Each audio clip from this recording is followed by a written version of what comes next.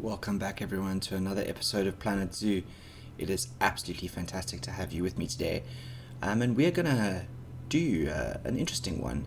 It actually caused me some troubles, and you're going to see me halfway through this time-lapse build actually restart again because I realized I made some mistakes, but the outline is still there. So what we're going to do is we're going to build a pygmy hippo habitat today.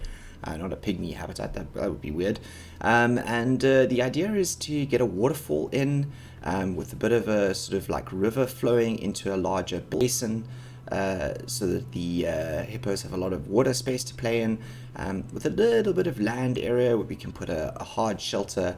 And then the last addition is a little bit of an underwater viewing area. Or I didn't really go too underwater. I wanted to kind of sort of knee height, if that makes sense. The hippos walk along the bottom of any body of water. So I thought that having a below and above water view would be good. So try not to go too deep on the underwater viewing platform here. Which caused some interesting things. I think I do tend to try and bite off a little bit more than I can chew sometimes when it comes to this pathing. It's always the pathing that causes the problems, to be honest. The barriers are not that bad, but the pathing, man, you can see me struggling here with this. It really did cause some problems, and like I said, I ended up really just redoing this. So you can watch me make these mistakes. I think that they're valuable to see. I'll get back to the habitat building once I restart. But until then, let's just talk a little bit about the residents of this habitat, the pygmy hippos. So I decided to put these guys in because I wanted a smaller habitat, and they don't require that much space, even though we did kind of go a little bit larger than they really needed for this, but it's smaller than the others. Didn't have much time this week, so trying to do something smaller. And the pygmy hippos kind of fitted that bill perfectly. They're tiny animals. They sort of, on average, about 75 to 100 centimeters tall, and they only weigh about 180 to 200 kilograms, about 150 to 175 centimeters long. So they are really small little animals, particularly compared to their larger counterparts, the actual hippopotamus. They are really tiny in comparison. I think they're about 20% the size of the common hippopotamus, which is really interesting. And I think another cool fact about them is they actually they have less webbing between their toes because they walk through forests more. So yeah, they are from Africa, the pygmy hippos, but from the more tropical areas of Africa. So we're talking up sort of on the upper sort of east coast of Africa. So we're talking about Sierra Leone, Liberia, Guinea, Ivory Coast, around there. And they're really another animal that has suffered some massive habitat loss, deforestation. I think they also suffer from a lot of poaching. And I do know that a fair amount of their natural habitat lies in fortunately what are war zones, and animals never fare well in war zones, unfortunately. It's just something that is a fact of life, and we really need to raise awareness around protecting these particular little animals. I mean, what's also really interesting about them is that they're quite solitary animals. I think they do live in pairs occasionally, a sort of a male and a female pair, but generally they're quite solitary, which is not the same as the common hippopotamus, which like lurking in sort of like big groups of them. So yeah, interesting differences between the pygmy hippos and the larger counterparts. So back to this time lapse here. You can see me. I'm still working on the first iteration of this habitat. I really did like the initial rounded glass viewing area there. I thought it kind of rounded it off and gave that viewing platform down there a really nice look. But you'll see just now that I figure out that it doesn't necessarily work. I have issues placing the gate to the habitat, which really causes me to reevaluate the way I'm going to do this. But like I said, I'm going to keep this in here. These mistakes, it's always mistakes, learnings, I suppose. It's always good to see how things are originally envisioned and then fail and then are adapted. That's part of what this game's about, I suppose. Getting back to the pygmy hippopotami, I think that one of the really sort of other big differences between them and the common hippopotami is that the common hippopotami have their eyes on the top of their heads, which allows them to do that classic sit in the water, wallow in the water with their head just poking out and their eyes checking out. Whereas I do know that the pygmy hippopotami actually have their eyes on the sides of their heads, so a little bit of a physiological difference there. What's really quite cool though is I do know that the pygmy hippopotami can actually sleep underwater. So they have this sort of little bit of behavior or sort of natural instinct built into them where as soon as they need to breathe, they automatically return to the surface, and that allows them to sleep underwater. I think it offers them a fair amount of protection, which is always good for an endangered animal. And just so you know, all hippopotami, I believe the common hippopotami have this as well, but they have these sort of muscular adaptations on their nose and ears, which allow them to kind of close them like valves, so they can not flood their ears and nose, etc. with water when they submerge, which is a really cool physiological adaptation, I think. I think like common hippopotami, the pygmy hippopotamus also, they secrete that protective liquid. I think it's kind of a reddish color out of its skin, and that kind of protects them from the sun, if that makes sense. And I think that it kind of gives them this sort of reddish sheen. I think some people often think that they're hurt. I think it's actually sometimes referred to as blood sweat, which is a bit of a weird name actually, but nevertheless, another cool physiological adaptation of these gorgeous little animals.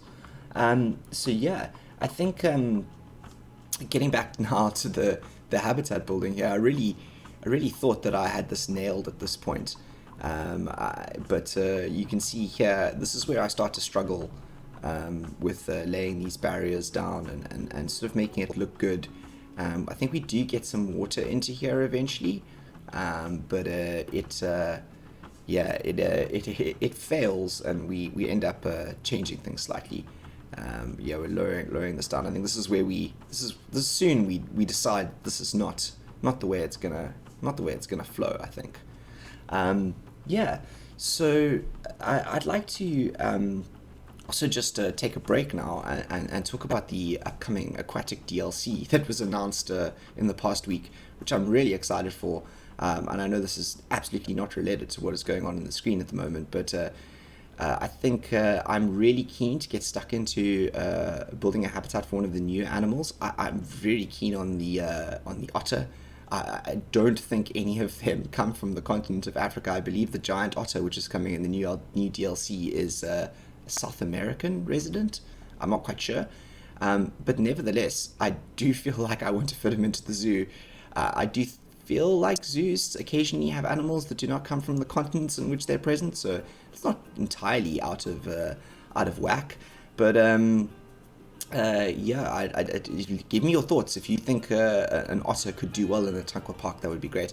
So there you can see I've just deleted everything that I did there, realizing that the way I'd set things up wasn't going to get the water levels to the right sort of way that I wanted, the right level that I wanted it. The staff pathing wasn't looking correct.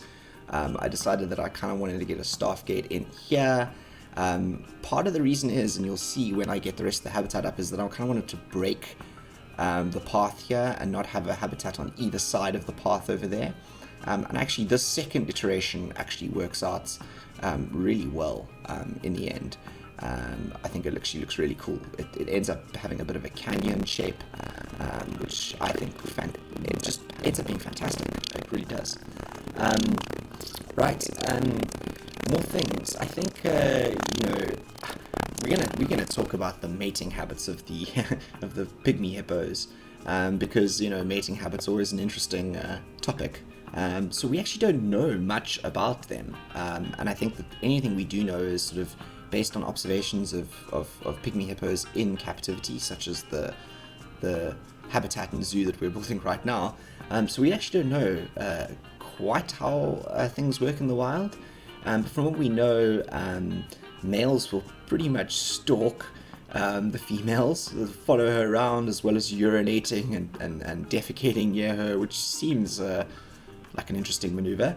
And then he'll use his tail to sort of spread all this urine around, and if she's responsive, she will respond in kind, which I thought is really, really interesting. And then we also know that they mate both underwater and on land, and then the females give birth to single calves, which is obviously why it's hard to look after them. You know, single calves, you lose one, it's a whole nother 6 to 7 month gestation period before that mother can give birth to another one. So we need to pay careful attention to that in the wild, and we need to really figure out more what their ecology is, so we can better understand how to protect them. I believe that there are a couple of organizations doing that, which is good. It's very good. So yeah, you can see on the screen now, I am really starting to lay out the habitat a bit better. I decided not to go so wild with the underwater viewing area. We kept it quite simple, just a straight path down, which I actually think works better in the long run. Yeah, it ends up making it look really, really, really, really fantastic. I think majority of this video is me trying to mess around with these barrier habitats and the barriers of the habitat, and not let this pathing get in my way, which has always been an issue. So we're going to do a lot of rock work in here as well. You're going to see me playing out with some of the waterfall pieces, which is the first time I've ever done that as well. I think it ended up coming out and looking really, really good. And we're going to keep the architectural style, the mud buildings and the thatch roofs going as well. You'll see all of that play out in the rest of this time lapse. But I think that I am going to leave you and let you listen to the music, and you can stop listening to me ramble on about weird pygmy hippo facts, and enjoy me building the rest of this habitat. And then I will see you all again towards the end of this episode for a walkthrough of what we've built. Enjoy the music. I'll see you in a few minutes.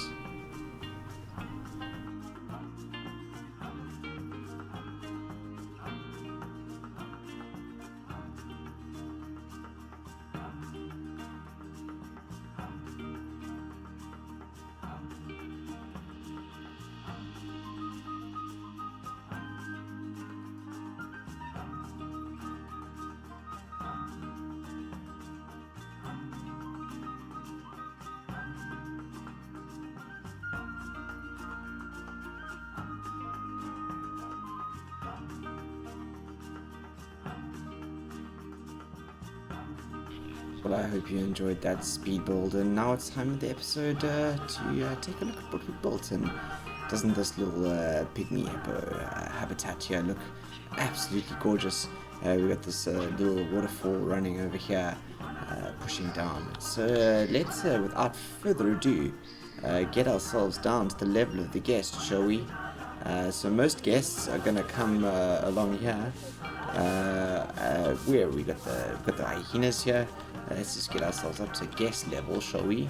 Yeah, they're gonna come along, and they're gonna swing out of off the bridge from the hyenas. They're gonna come straight down, and there's this lovely little path here. I like the way the entrance to this habitat kind of brings the architecture through a little bit. I like that a lot. And then we've got our first little viewing area with some education boards. And that is a fantastic little view of the sort of land area here for the pygmy hippo habitat. They come up here often. That's where their sleeping quarters are, in this little mud building over here. And yeah, looking really, really good. It looks like just one of them's gone to the water.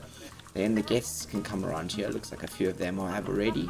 Up onto our lovely bridge. And look at this. This bridge just adds so much. That waterfall rushing there. You can hear it in the background coming off, pouring water into the pygmy hippo habitat. And then you can come down there, and there they are, swimming. Look at that. That's brilliant. You can have a look at them swimming across the bottom of the water there. It really does look absolutely fantastic. And then to round it all off, the guests come down here. And then there's this lovely little viewing habitat over here, which I really enjoy. Waterline not too high. It's just kind of like that, so you can kind of see underwater, but see on top of the whole habitat as well. And it's really nice and quiet down here, actually. Really a lovely little quiet spot to sort of sit and watch the hippos. I think when they come up across this part of the water, it's going to be really awesome. They do seem to spend a lot of time down there, though. I'm not so sure how to change that. Let's just go find them, shall we? There they are, wading down in the water, and then all the way down here. Missioning over to check out the waterfall. How are you doing, buddy? Are you enjoying the waterfall? That's cool. We're all the way down into this corner. What you doing in that corner? Is there anything interesting in there? Apparently. Anyway, that is... Ooh, let's go up this way. That is the Pygmy Hippo habitat. I hope that you've all really enjoyed this episode. We do have a lot of filling in to do. Didn't have enough time this week. It was a hectic week, so we've still got some gap filling to do over here to make this look pretty. And then obviously we will make sure that all of this area over here and around here, when we do something off the back there, gets filled as well. But that, everyone, is the Pygmy Hippo habitat. Let's find a good camera angle. I like this a lot. You can see them splashing in there and the river in the background. So as always, if you've enjoyed this episode, please drop a comment, smash that like button. Always do appreciate hearing from you. And yeah, always keen to know what else you would like in this episode. And we've got the new Aquatic Dlc coming soon, so give some thought to that. I'm thinking otters. I don't know about you. Anyway, until next week Sunday, please stay safe. I am the Beard, signing out.